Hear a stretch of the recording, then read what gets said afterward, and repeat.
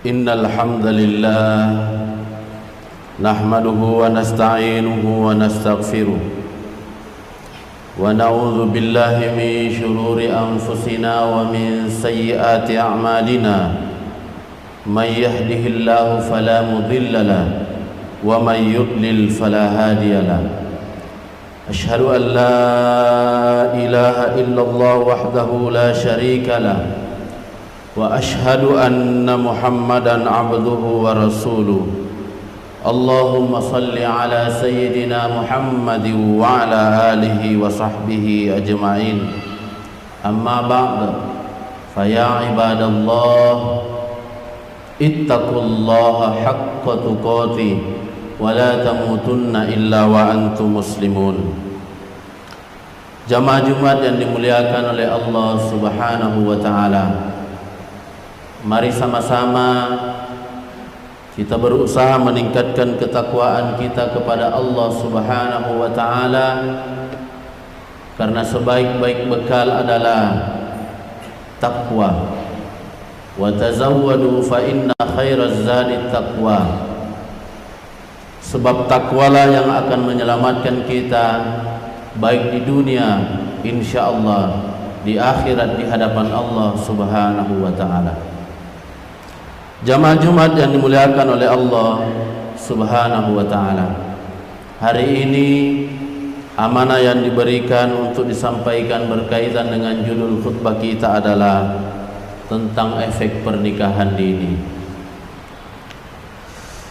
Tentu kita semua sepakat bahwa unsur terkecil dari masyarakat adalah keluarga, sehingga keluarga haruslah mendapatkan perhatian yang besar agar sebuah masyarakat bisa hidup dengan baik, bahkan sebuah negara bisa menjadi baik itu karena adanya keluarga-keluarga yang baik. Demikian halnya pernikahan yang merupakan sebuah awal terbentuknya sebuah keluarga, tentu harus kita sikapi dengan baik, baik ketika memilih calon istri, calon suami, bahkan setiap hal yang berkaitan dengan pernikahan itu haruslah dimulai dengan hal-hal yang baik. Pernikahan sendiri adalah sesuatu yang dianjurkan oleh Rasulullah sallallahu alaihi wasallam. An-nikahu sunnati faman ragiba an sunnati falaisa minni. Bahkan dalam surah An-Nur, wankihul ayyama minkum was-salihin min ibadikum wa imaikum iyakunu fuqara yughnihimullahu min fadli wallahu wasi'un alim. Kata Allah, dan nikahkanlah orang-orang yang masih membujang di antara kamu dan juga orang-orang yang layak menikah dari hamba-hamba sahayamu yang laki-laki dan perempuan. Jika mereka miskin, Allah akan memberi kemampuan kepada mereka dengan karunia-Nya, dan Allah maha luas pemberiannya lagi maha mengetahui. Persoalannya, kaum muslimin hari ini terjadi banyak pernikahan di masyarakat kita yang kita sebut dengan pernikahan dini. Sesungguhnya dalam ajaran Islam dengan ajaran yang lain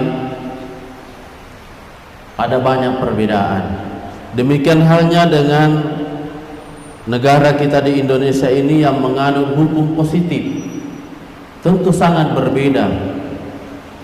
Kalaulah hukum positif seperti undang-undang itu lahir dari hukum material yang ada, dari kebiasaan masyarakat, dari norma-norma adat istiadat masyarakat.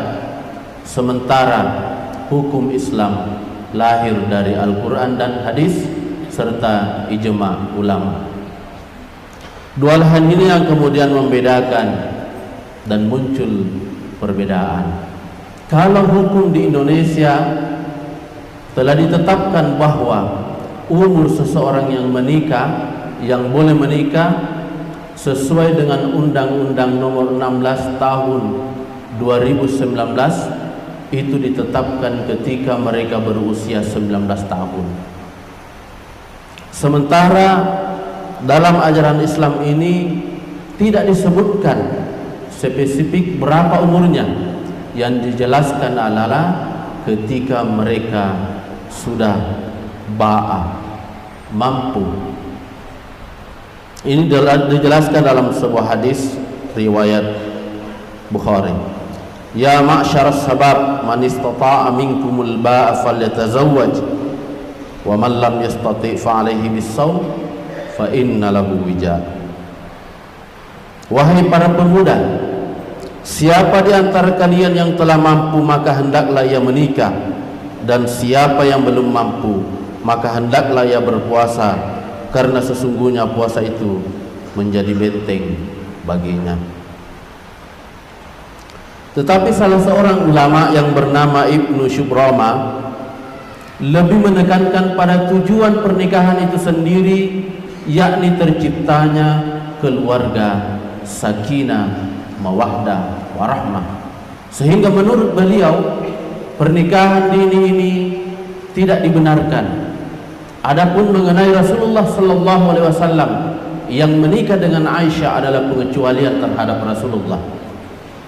Beliau lebih menekankan bahwa tujuan pernikahan adalah sakinah, mawaddah, warahmah dan mendapatkan keturunan yang baik.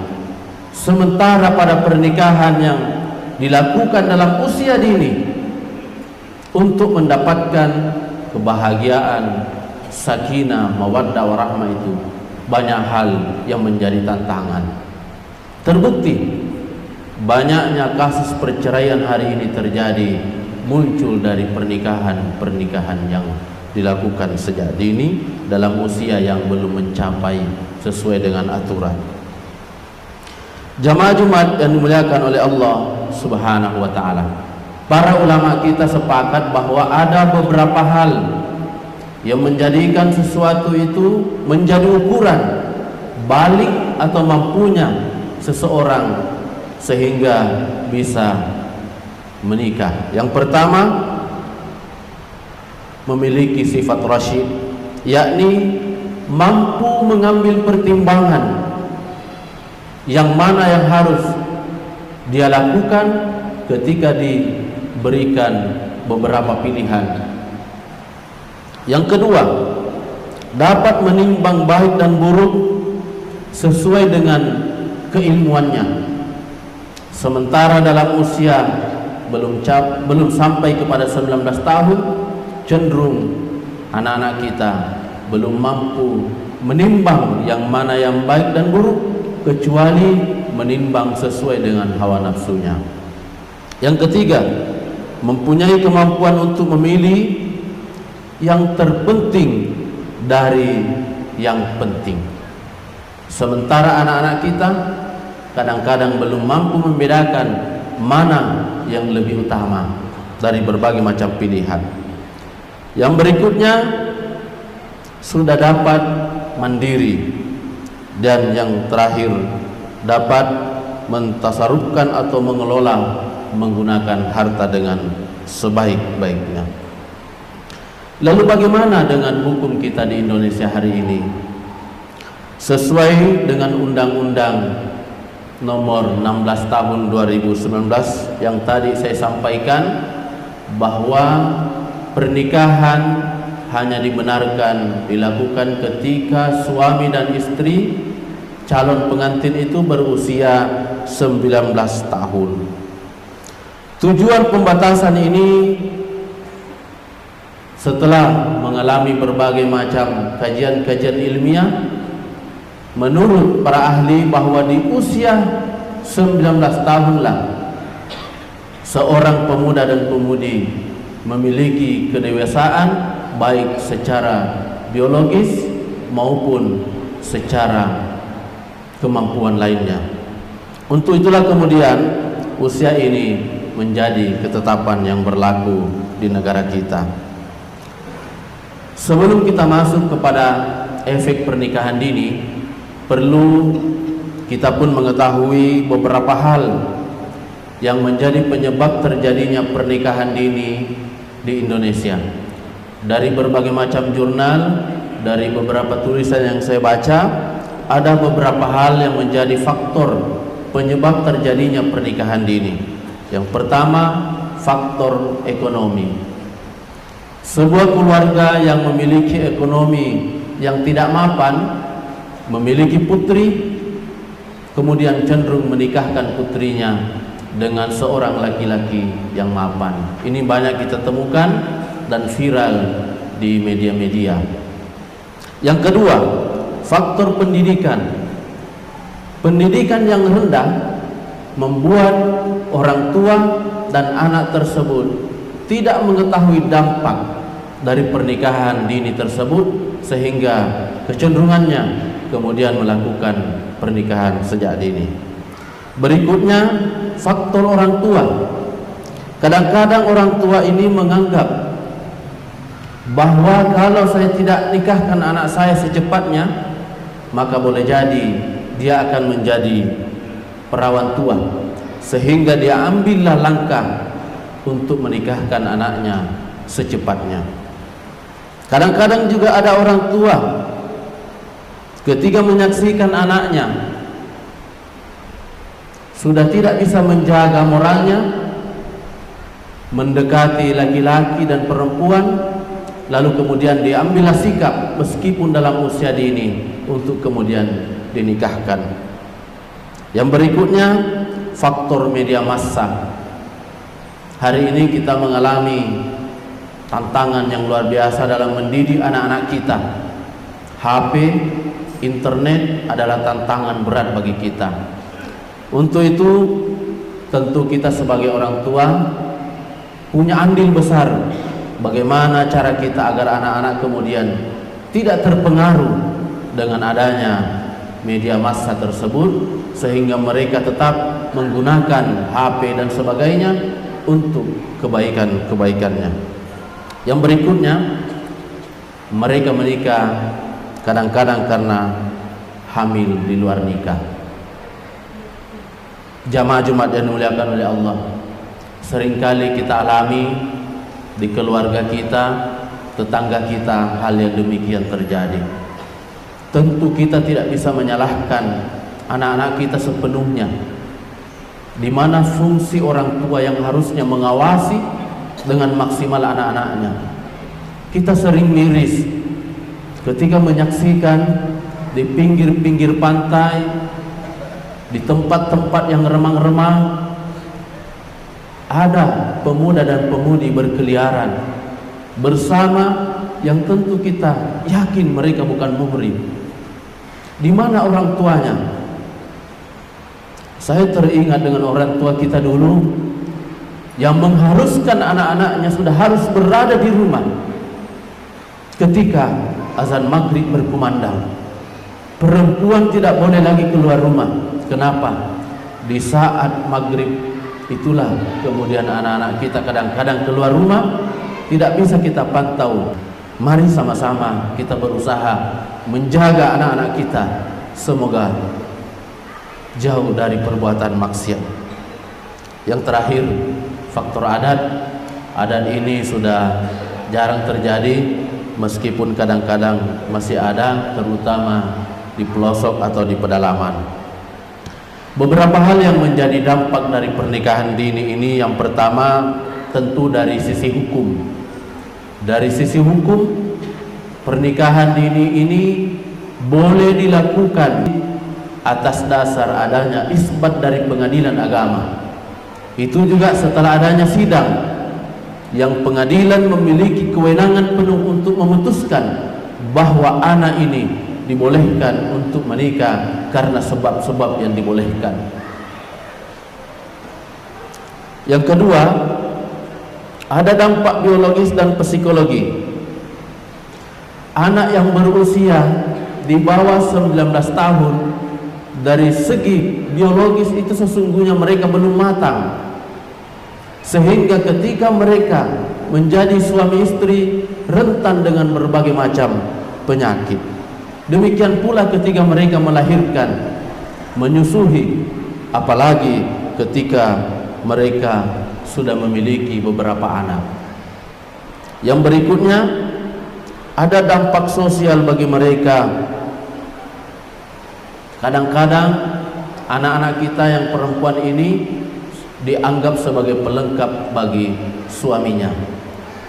Meskipun sesungguhnya dalam Islam posisi wanita itu memiliki kemuliaan, bahkan memiliki kemuliaan yang lebih ketika dia menjadi ibu. 3 kemuliaan yang diberikan Allah kepada ibu, kata ulama kita, karena seorang suami tidaklah dia mampu kemudian mengandung. Seorang suami tidaklah kemudian diberikan kemampuan melahirkan. Seorang suami tidak diberikan kemampuan oleh Allah untuk menyusui, sehingga ada pada perempuan 3 kemuliaan yang Allah berikan, barulah kemudian suaminya.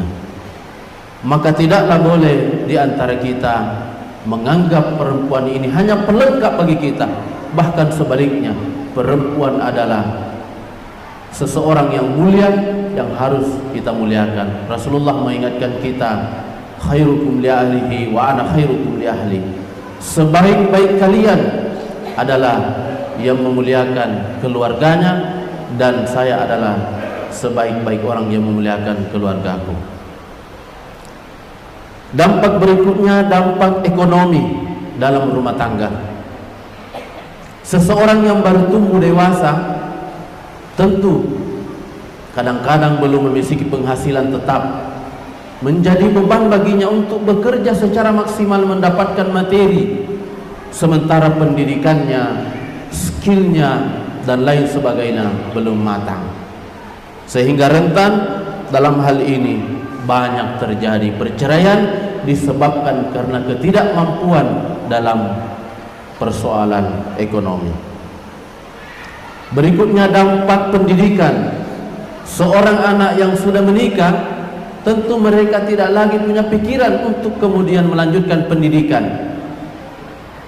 Ketika putus di SMA, mereka pun pasti tidak melanjutkan pendidikan ke berikutnya. Maka nasihat bagi kita sekalian, pernikahan memiliki sesuatu yang penting yang harus kita jaga, terutama bagi anak-anak kita. Nikahkanlah anak-anak kita ketika mereka telah mampu menjadi seorang suami dan istri sesuai dengan hukum yang berlaku di Indonesia dan juga sesuai dengan apa yang dipersyaratkan oleh agama kita. Pilihlah yang baik agamanya. Dalam pilihan-pilihan hari ini kita miris. Kadang-kadang ada orang tua yang memilih karena pekerjaannya yang menjanjikan, tapi tidak melihat latar pendidikan agama yang dia miliki. Mohon maaf, di KUA seringkali dan bahkan banyak kali saya wawancarai orang-orang yang datang untuk mendaftar menikah, laki-lakinya tidak bisa membaca Al-Quran, laki-lakinya tidak bisa mengucapkan istighfar dengan baik, sementara perempuannya umumnya mereka memiliki pendidikan yang baik, mampu membaca Al-Quran yang baik. Saya kadang bertanya, kenapa ini yang menjadi pilihan dari kedua orang tuanya? Kenapa tidak menjadi pilihan kita adalah orang-orang yang memiliki kemampuan agama yang baik? Sementara keluarga yang kita akan bentuk ini bukan hanya untuk dunia, tapi untuk juga kebahagiaan kita di akhirat kelak di hadapan Allah Subhanahu wa taala. Maka mari sama-sama kita berusaha mencarikan calon istri, calon suami anak-anak kita. Lihatlah dari sisi agamanya, insya Allah kita pasti akan mendapatkan mereka bahagia dunia dan akhirat. Barakallahu li wa lakum fil Qur'anil azim wa nafa'ani wa iyyakum bima fihi minal ayati wa dzikril hakim wa taqabbalallahu minni wa minkum tilawatahu innahu huwas samiul alim.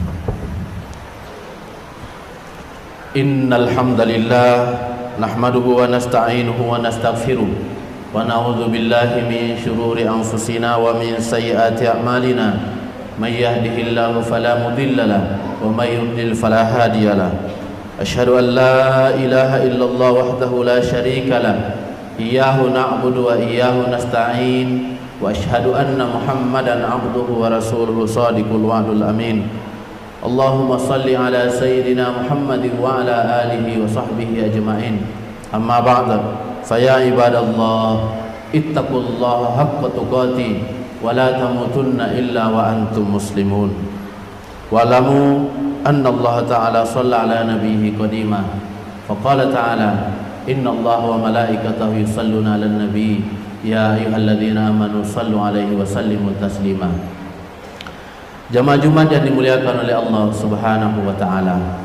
Di penghujung khutbah kedua ini kembali saya ingatkan kepada kita sekalian untuk bersama-sama meningkatkan ketakwaan kita kepada Allah Subhanahu wa taala.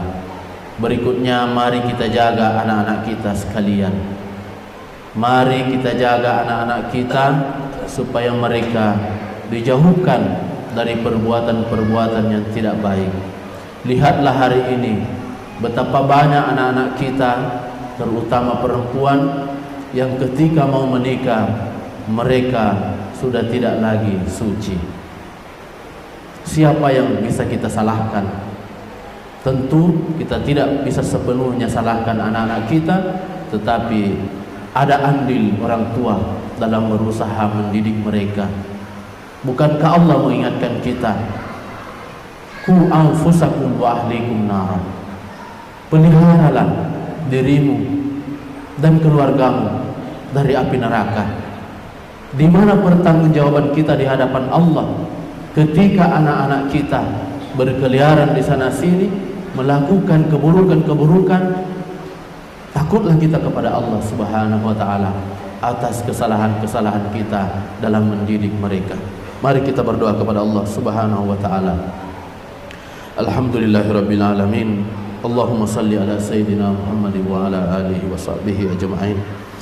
Allahumma ighfiril muslimina wal muslimat wal mu'minina wal mu'minat al ahya'i minhum wal amwat innaka sami'un qaribun mujibud da'wat wa ya qadiyal hajat. Allahumma ighfir lana dhunubana wa dhunuba walidayna warhamhuma kama rabbayana shighara. Rabbana hab lana min azwajina wa dhurriyyatina qurrata a'yun waj'alna lil muttaqina imama.